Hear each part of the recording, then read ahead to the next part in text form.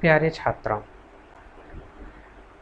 Human value education के personality development वाले section में आज का अपना दूसरा पार्ट व्यक्तित्व का सर्वांगीण विकास, जिसमें हम लोग पंचकोश की अवधारणा के बारे में जानेंगे। पिछली कक्षा में हमने जाना कि पर्सनालिटी डेवलपमेंट में पर्सनालिटी या व्यक्तित्व की भारतीय संकल्पना क्या है। इस भारतीय संकल्पना के आधार पे हम कहते हैं जो व्यक्तित्व है हमारा, वो केवल व्यक्त शब्द के बारे में बताता है, और जो व्यक्त शब्द है वह अपने आप में बहुत ही गूढ़ है, क्योंकि कभी कभी जब हमें कोई चीज़ परिलक्षित होती है अर्थात दिखती है, तो वो जैसी दिखती है वैसी होती नहीं। इसी प्रकार जो हमारी पर्सनालिटी डेवलपमेंट की समझ है वो भी कुछ इसी प्रकार है कि जिसे हम लोग व्यक्त मान लेते हैं वो वास्तव में उस प्रकार से होता नहीं है। भारतीय दर्शन के अनुसार पर्सनालिटी डेवलपमेंट एक पंचकोशी सिस्टम होता है, जिसे हम लोग 5 लेयर का सिस्टम के रूप में भी जानते हैं। और हम ये जानते हैं कि जो इंसान है, मनुष्य है, वह सृष्टि का सर्वश्रेष्ठ कृति है और मनुष्य परम तत्व का सबसे श्रेष्ठ व्यक्त रूप है। इसीलिए पंचकोशी अवधारणा के अनुसार हमारे पर्सनालिटी को 5 भाग में बांटा गया है, जो क्रमशः अन्नमय कोश, प्राणमय कोश, मनोमय कोश, विज्ञानमय कोश और आनंदमय कोश के रूप में जाना जाता है। अब बात आती है कि कोश क्या होता है। आप चित्र में देख सकते हैं, सीप में रखी हुई एक मोती है। इस सीपीय आवरण को कोश के रूप में समझ सकते हैं। यहाँ कोश का अर्थ ही आवरण या अस्तर होता है। कोश का एक और अर्थ होता है खजाना। और पर्सनालिटी डेवलपमेंट में पंचकोशीय अवधारणा भी एक तरह से खजाने के रूप में ही समझी जाती है, क्योंकि अस्तर या आवरण एक लेयर होता है जिसे हम लोग अपने लाइफ में इस प्रकार से बनाए रखते हैं कि उसे एक के बाद एक खोलने पर ही हमारा वास्तविक रूप परिलक्षित होता है। अस्तर का तात्पर्य ही यही होता है कि हमारे जीवन का स्तर कैसा है, और जीवन का स्तर तादात्म्य के स्तर से जुड़ा होता है। अब तादात्म्य क्या है? जब भी हम लोग अपने आप को जानना चाहते हैं और पूछते हैं कि मैं कौन हूँ, तब हमारा जो उत्तर होता है उसके ऊपर ही हमारे स्तर का निर्धारण होता है। कभी कभी हम अपने आप को पहचाने बिना अलग अलग आंसर दे देते हैं। जैसे जब हम अपने आप को शरीर मानते हैं तो हमारा तादात्म्य अर्थात हमारी रिलेटिविटी बॉडी से होती है, और उस समय बॉडी के बनावट के ऊपर, उसके हाव भाव के ऊपर हमारी चेतना निर्भर करती है। अब बॉडी को, हर इंसान की बॉडी अलग अलग होती है और वो उसके अपने रहन सहन, खान पान के ऊपर निर्भर करती है, और खाने पीने से जुड़ी हुई चीज़ को हम लोग अन्नमय कोश के अंतर्गत रखते हैं। पहला कोश हमारा होता है अन्नमय कोश। आप चित्र में देख सकते हैं दोस्तों, यहाँ पे एक स्केलेटन है जो आपका मूल शरीर होता है। दिखने में ये ऐसा है, लेकिन ये फिर भी ऐसा दिखता नहीं है। ये कैसा दिखता है? इस तरह से, जिस पे मांस, हड्डियों के ऊपर मांस चढ़ा हुआ है, नस चढ़ा हुआ है, अलग अलग तरह से जैसे हमारी बॉडी दिखती है। अन्नमय कोश का सिंपल अर्थ ऐसा होता है कि हमारी बॉडी सेल से बनी होती है, जिसे हम लोग सबसे छोटी इकाई मानते हैं। हर सेल में एक न्यूक्लियस होता है और वही सारे कार्य को करने में सक्षम होता है।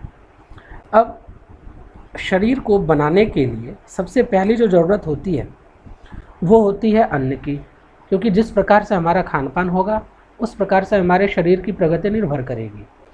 इसीलिए बॉडी का पहला लेयर या स्तर जो दिखता है उसे अन्न के कारण बना हुआ माना जाता है, इसीलिए इसे अन्नमय कोश कहते हैं।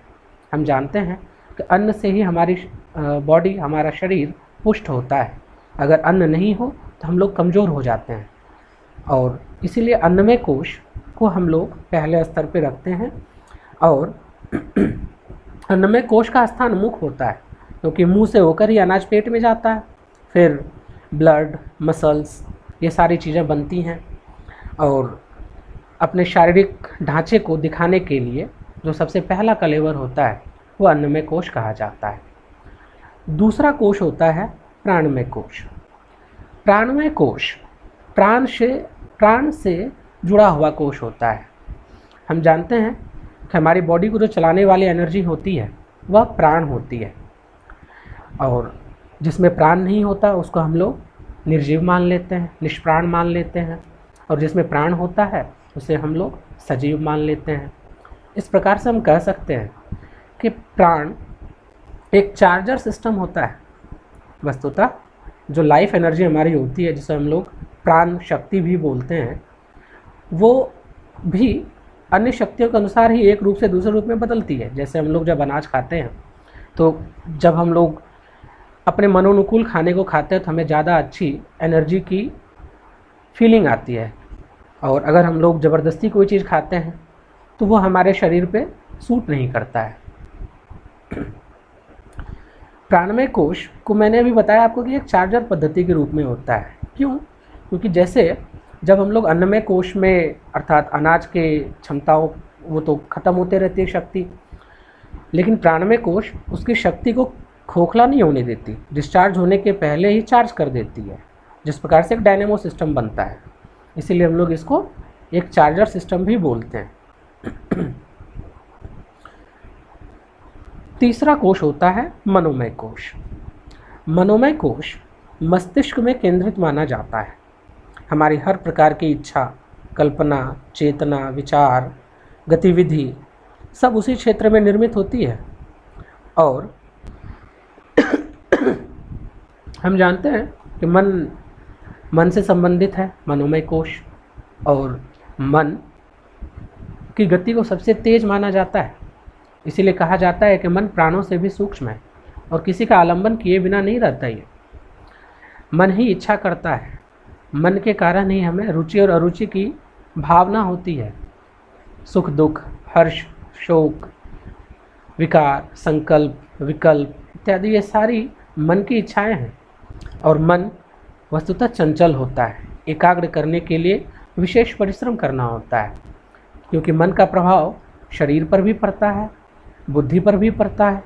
जब तक हमारा मन एकाग्रचित्त नहीं होगा, बुद्धि शांत नहीं होगी और हम लोग सही प्रकार से अपना कार्य नहीं कर सकते। इसीलिए व्यवहार में या शिक्षा में बुद्धि का कार्य प्रशस्त करने के लिए मन को अच्छा बनाना आवश्यक है। चौथा कोश आता है विज्ञानमय कोश। विज्ञानमय कोश मनोमय कोश से भी अधिक सूक्ष्म और अधिक परिष्कृत होता है। इसका स्थान हृदय माना जाता है, क्योंकि यह भावनाओं से जुड़ा हुआ होता है और भावनाओं का उद्गम भी वही माना गया है। हम कितने ज़्यादा वैज्ञानिक हैं, ये हमारे हृदयहीन या सहृदयता इस पर भी निर्भर करती है। सामान्य रूप से हम इसे बुद्धि कहते हैं। बुद्धि का काम क्या है? जानना, तर्क वितर्क करना, निरीक्षण करना, परीक्षण करना, अनुमान लगाना, डिसीजन लेना, किसी भी पदार्थ को जो जैसा है वैसा जानना विज्ञान है। बुद्धि वही कार्य करती है, इसीलिए विज्ञानमय कोश को बुद्धि भी कहा जाता है। फिर आती है बारी आनंदमय कोश की।